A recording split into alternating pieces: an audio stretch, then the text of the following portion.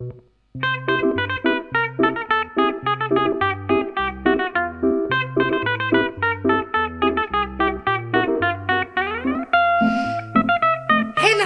I'm Mrs. Disco. You're listening to the Sir Bernard Moore Show, and for the second week on the trot, guess what? He ain't here. He is abroad with his mother at the villa for the villa holiday, and I have received a thin postcard from them. On the front is a picture of Sir Bernard Moore with an inflated rubber fish, and there is a caption in the most appalling handwriting imaginable, having a whale of a time. Well, strictly speaking, whales are not fish, and the inflated thing that he's holding is a fish, so it ain't a whale. The joke don't work.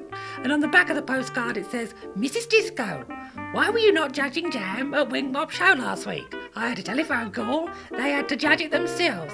Are you ill? I'm having a whale of a time, and so is Ma. See ya, Bernie M. Well, Bernie M is, of course, Sir Bernard Moore, and if he is listening to this, no, I am not ill, and I did not judge homemade jam at Wink Mob Show because I hate them things. I'd rather be stuck inside ironing. In fact, I'd rather be doing the ironing of somebody else. I'd rather be doing the ironing of my foe. And my foe is, as you may know, Wendy, and this is because of parking and what her son did but says he didn't do, even though I saw him doing it, and that did it. I'm done with Wendy. She can do one. Now, if you wasn't listening last week, you won't know nothing about whom I had in the front room speaking with me. It was Adam Fairbrother, a 29-year-old carpet shampooist. Is that the term? Shampooer. Shampooificationer. But shampooificationisation of carpets is not what we was on about last week, was it, Adam? No, it weren't. No, it weren't. What we had on was the A-side of a new LP, Susie and Clunkus, Adventures in Love and Space, which is your pop band who you sing with. Promiser, that's right, isn't it? Yes, and besides me there is two more others, Carlton Poulton, who does mainly synths and some beats, Noel Mealing, who does mainly beats and some synths, and together they mainly do all the music and no singing, and I do all the singing and no music. Oh, don't you play a musical instrument? I always wanted to play the flute, but it is a dream that has remained unrealised. Well, perhaps you could have a few lessons on one and see how you take to it. I did buy a second-hand flute off a woman in a pub and went for a lesson to become acquainted with the rudiments and theory of music and mastering the flautist's technique, but the man told me I had pudgy hands. Pudgy hands? If you've got pudgy hands, they scupper your chances on the flute. This is what I was told anyway. So did you get rid of it then? I gave it to an optimistic-looking kid in the park, but that landed me in bother. What, didn't his or her mother like it? No, the flute was gratefully accepted by the innocent-looking kid, but a not-so-innocent-looking kid nicked it and beat someone up with it, and then wanged it at an electricity substation and blacked out 400 homes. The cops found my name on the flute on a little sticker, and I was thoroughly told off for an entire afternoon by 3 cops. One with a beard, one with a moustache, and one with neither beard nor moustache. All right.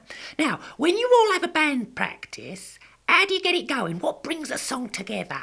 Imagine these song lyrics, and they are all stood about like partygoers with no party to go to. And around the corner comes this massive bus, and Noel Mealing and Carlton Poulton have sorted a timetable out, but there is no one on it yet. Then all the passengers, which is the lyrics, they get on board the bus, which is the music. Bam! The handbrake comes off. Give it some revs. Intro. Up into second gear. It is first verse. Up into third. It's the chorus, isn't it? Back it down into second. Another verse. Bam! Up into mid-late. We are in overdrive. Final chorus. Do we stick in overdrive or drop back to third? It depends if there is sufficient diesel, and the passengers get off and the bus goes back to the depot, which is in factual act Carlton's mum's loft, and Carlton and Noel get some cans in and sit up all night getting us another memorable bus trip sorted. Blimey. And that's how it is with every song, like? That's a really good song. Not so amazing a song, more like a bin lorry, or a moped going round delivering lukewarm meals in foil trays. Ooh, that don't sound like a very appealing song at all. Right, last week we heard the A-side, so this week I'm playing the B-side. Great. And next week I'm going to the C-side. Great. Crab Scalp Bay, near Soup-on-Seat. Have you ever heard of it or been there?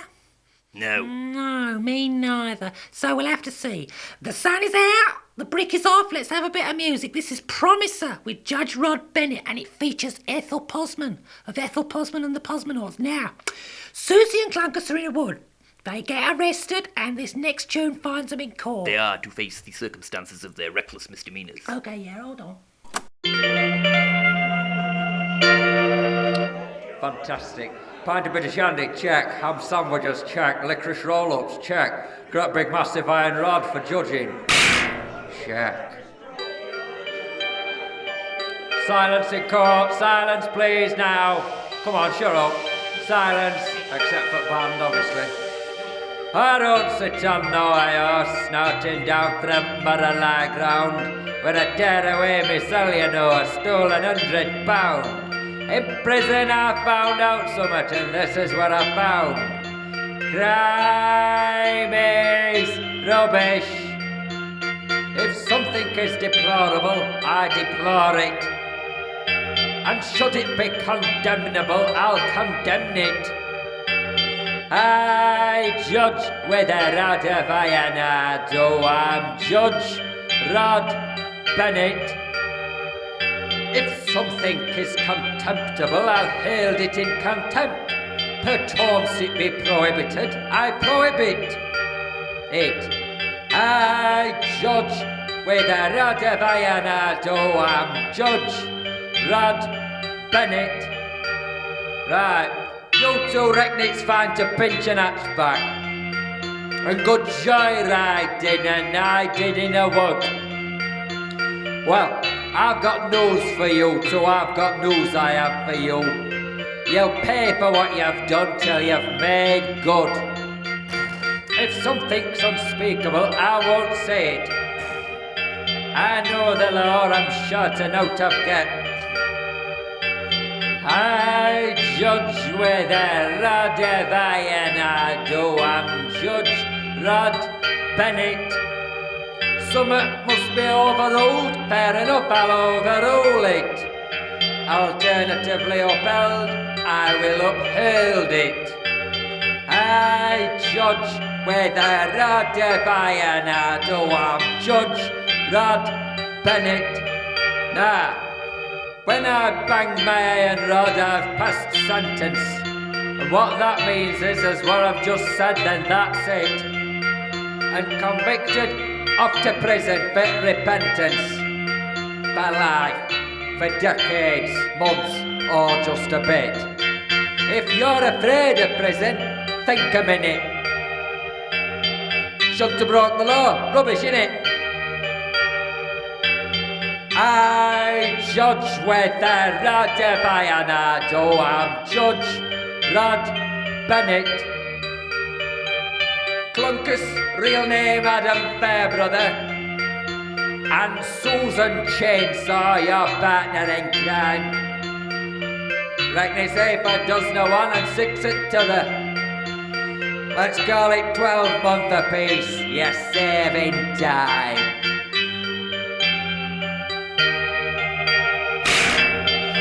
Judge Bennett's iron rod went a year in jail beckons. That moment I knew what it meant. 31,536,000 seconds. Susie went to the woman's prison, I went to the men's. We won't get a chance to see one another till we see one another again. However well you cope in jail with nobody to shave you. Susie, do not fear, I'll grow a beard and get out early on good behavior. But I did not.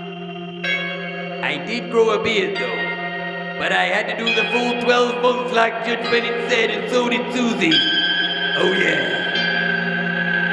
Take care, my lumpling. Farewell, my little scrubbing brush.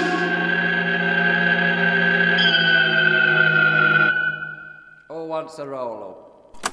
What does she call you, my little scrubbing brush? Yes. And you called her what, dumpling? Lumpling. Lumpling?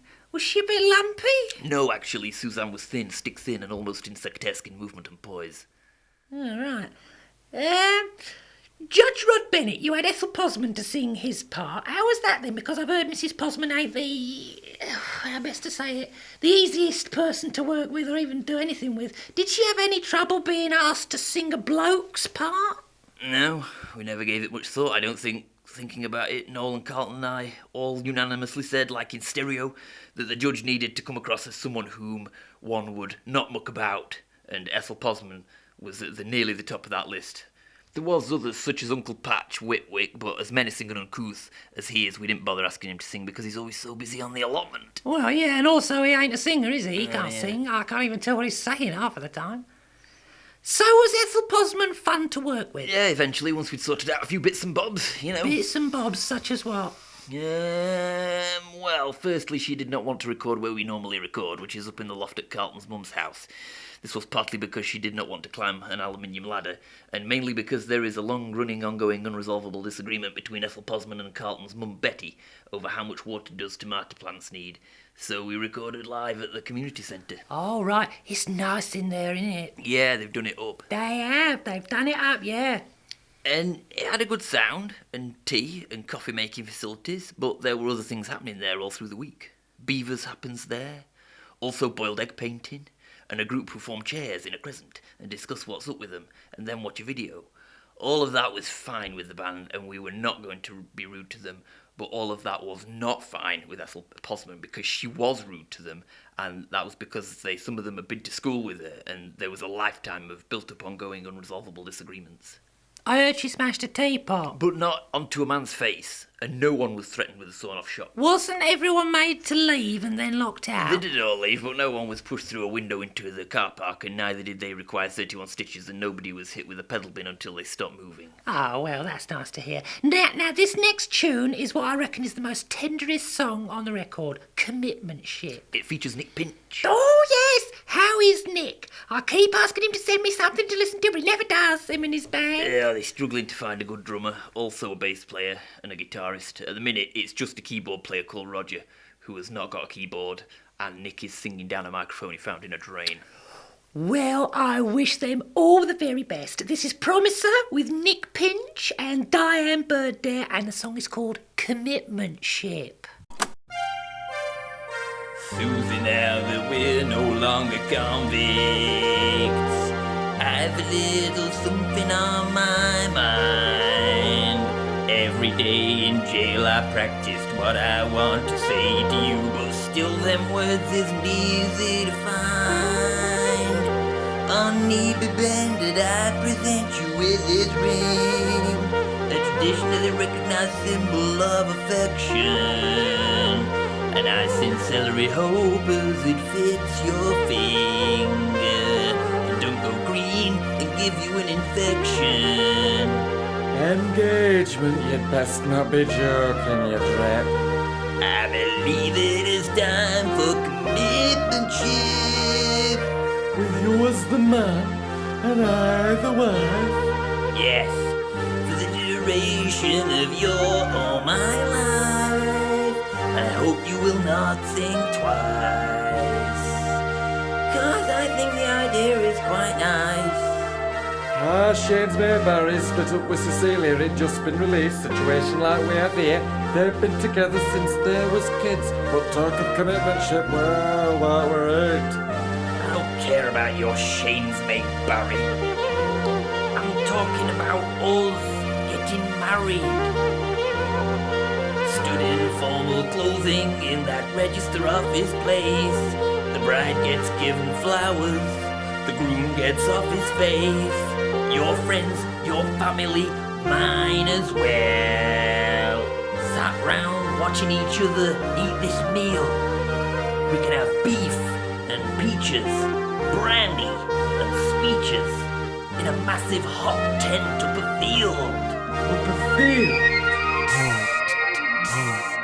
Commitment ship is an actual thing, despite what the dictionary may say. I know it's gotta be this way. Tomorrow and the following day and every day. Commitment ship means you do as you're told. No tripping off to pub, leaving me sat at home. You're not a little babby and I'm not your mum, and when I'm over ill you'll still be under thumb. Scubs the crank, plank, clean shipmate, I'm lowering it. Prepare to set a sail in my commitment ship, or rather ours, because it is a two-way street. A bit like when two bin lorries drive past each other should they meet.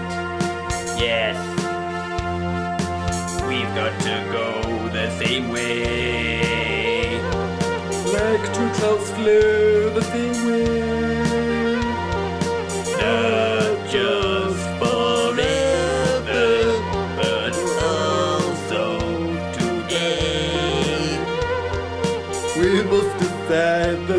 thing. We must dream the same dream. If you, for instance, dislike iced cream, I shall also dislike iced cream. However, if you do like iced cream, I like minty chocolate chips iced cream. then that is my favorite iced cream. You got any? No, not a minute, I haven't, I don't. Please, let's not fall out. No, we won't. Commitmentship is an actual thing, despite what the dictionary may say. I know it's gotta be this way. Tomorrow and the following day and every day. Commitmentship means you do as you're told. No tripping off to pub, leaving me sat at home. You're not a little babby and I'm not your mum. And when I'm over ill, you'll still be under thumb.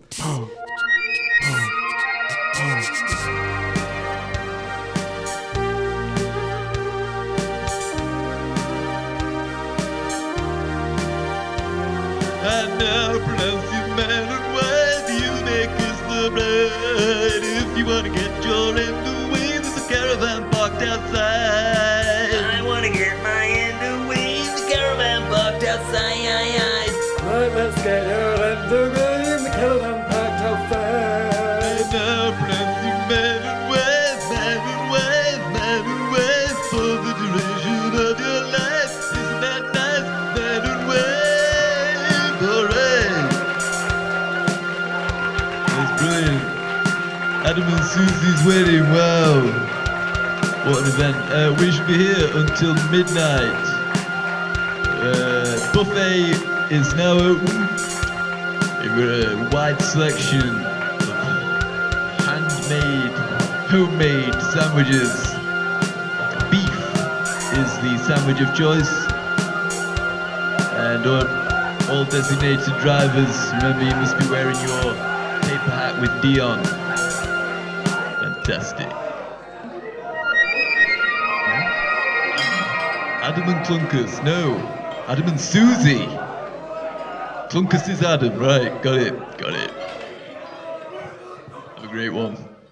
You're listening to the Sir Bernard Moore Show. He ain't here, but I am. I'm Mrs. Disco, and today in my front room I am talking to the singer you have just heard. Well, no, that was Nick Pinch. But the other bloke as was singing, Adam Fairbrother. Are you all right? Do you need the toilet? No, I thought I saw someone coming up down the path. It'll be the postman. Oh, no, it ain't. It's my friend May. Blinking heck, I said tomorrow that girl is that forgetful. Oh, dear, you pardon me. I'm sorry. I shall be just a tick. No, you don't mind, do you? What do you want me to do? Keep speaking as if I'm still here. Answer the questions, you know. What questions? The questions I would put to you were I here. What are the questions? Well, you'll have to think about as you go along. Oh, she's at the door. Just keep speaking. Hi. Hello. This is going down the airwave to your living room or place of work. Turn it up to hear it louder. Turn it down to make it quiet. Adjust your set for tonal quality should it be fitted with a tone knob, or change what you are hearing by fiddling with the dial. This is Clunkus speaking. Hi. I am on the settee of my friend Mrs. Disco, who is asking about the LP. But she has gone to the door to get rid of somebody who is here unexpectedly and interrupted the show. This is a joke from a book. This man went to the doctors with, oh no, that is not suitable. This is not the joke book we want. Today, the weather is sunny. The sky at night will be filled with stars, even if there is fog. Aircraft overhead will still have to land in it. This is a good time of year to go away for a few days in accommodation like a static caravan home, and see the sea or play miniature golf. A blow-up dinghy is a great way to make a holiday special, but don't drift away into a ship's propellers. Right, she's gone. It wasn't May. It was the new lady from 2 doors down. I lent her a bucket on Sunday and she has brought it me back, look. There's nothing in it. No. What? Why? Never mind, let's crack on. Am I to ask you the question? No, I am asking you as before. Can I ask one? What? Would you like me to shampoo your carpets with an electric carpet shampooing machine? No, I think I can do without the mess. It don't make a mess. It fetches up bacteria and replaces it with suds. No, I'm still not bothered and we're wasting time here. This next song is The Imagination Runs. Susie and Clunkus are to celebrate their wedding night in style.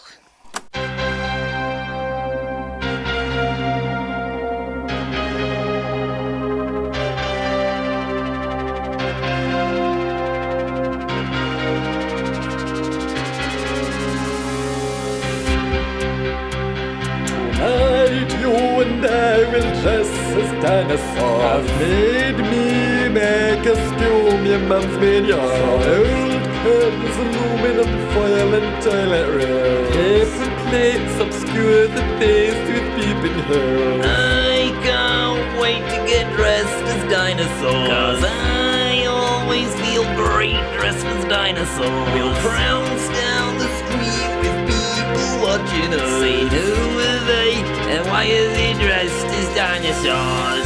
Until this day came and happened. My life truly was so dampened. We danced, the band played, I got my end away. There's no more that words can say. The imagination runs away. Out on the town, dressed as dinosaurs. Pointed hats and tails and gloves that look like claws. We've been man and wife since 25 past 4. Let's sound the knees up and get on the sauce. Susie, I don't know if I can drink much more. Brandy helps convince us that we're dinosaurs. It did for a bit, but now I'm not so sure. Whose car is this, Susie? Is this car yours? Hey, that's my car.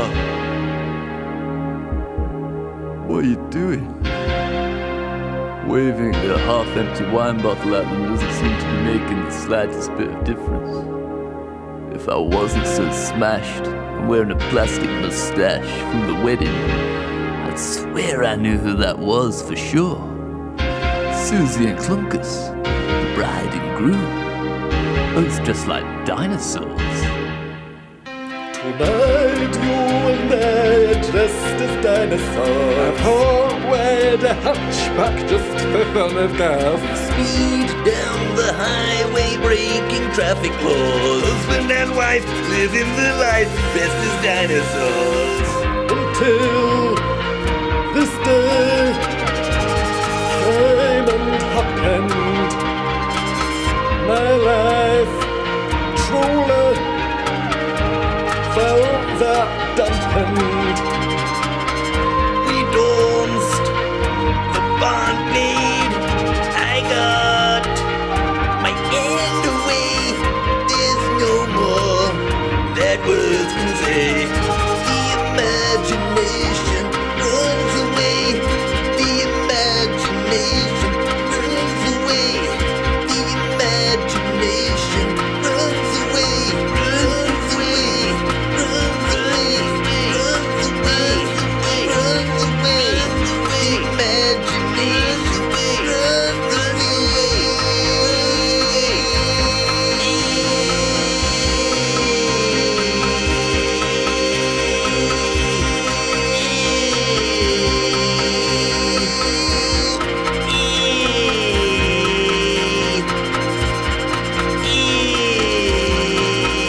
It runs away.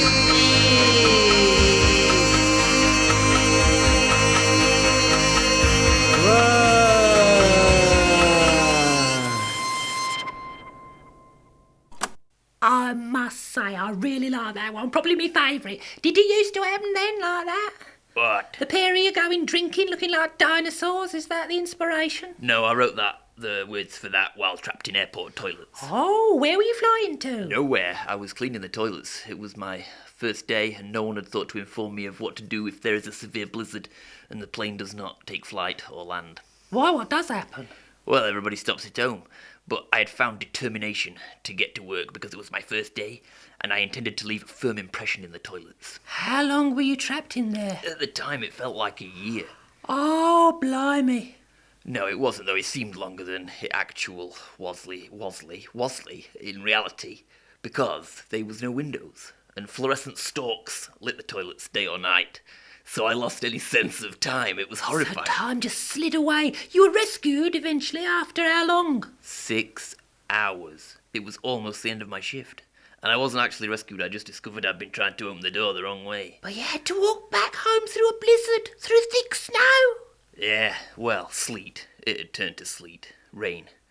In fact, by the time I got home, all the snow was melted and we had a barbecue. Oh, how lovely. We have come to the end. One more song and that's it. You've been listening to the Suburban Moore Show with me, Mrs. Disco, featuring Adam Fairbrother and the new album by Promiser, Susie and Clunkus, Adventures in Love and Space, with music by Noel Mealing and Carlton Poulton, and guest singers Diane, Birdedare, Walter Hall, Wallace, Ethel, Posman and Nick Pinch. Until I get chance again, the brick goes back on. This is Promiser with Honeymoon Landing. It is truly out of this world. It is, and it's true, it really happened. To Susie, yes. I fell asleep in the car, and when I awoke, she was gone. It's so sad to hear that, but in the song you make it a more happier ending. Yeah, even if life doesn't always work out the way you would expect it to, at least in a song, you can make bits up and pretend everything is okay. That's true. Well, thank you for sitting here talking to me. Thank you, I have had a great time. Cheerio, everyone. This is Promiser with Honeymoon Landing.